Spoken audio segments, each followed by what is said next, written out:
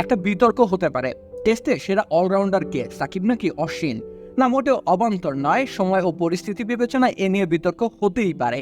আর পরিসংখ্যানগত দিক থেকে হেরে যেতে পারেন সাকিব আল হাসান।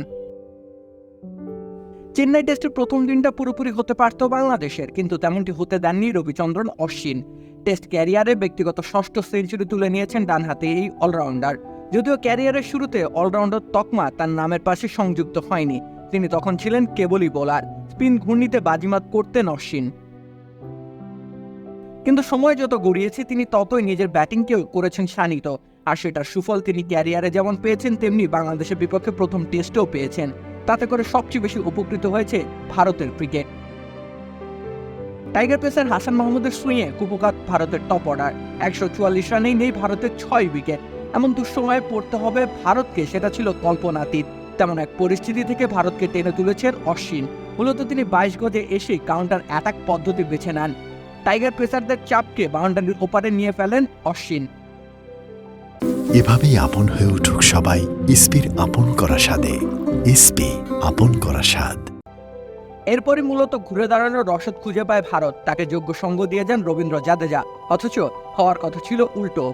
অশ্বিনের ক্যারিয়ারের ষষ্ঠ সেঞ্চুরির দিনে জাদেজা তুলে নিয়েছেন ব্যক্তিগত 21তম হাফ সেঞ্চুরি। তিনিও রয়েছেন শতকের পথে। প্রথম দিনের খেলা শেষে দুজনই রয়েছেন অপরাজিত। 86 রানে জাদেজা অনর। অন্যদিকে অশ্বিন পরের দিনে খেলা শুরু করবেন 102 রান নিয়ে। তাই তো প্রথমে করা প্রশ্নটা মোটেও অবান্তর নয়, কেননা টেস্ট ক্যারিয়ারে সাকিবের থেকে অশ্বিনের উইকেট শিকারের সংখ্যাও বেশি। 100-র বেশি টেস্ট খেলা অশ্বিন শিকার করেছেন, 500-র বেশি উইকেট। অন্যদিকে এখনও সাকিব 250 উইকেটের মাইলফলক স্পর্শ করতে পারেননি।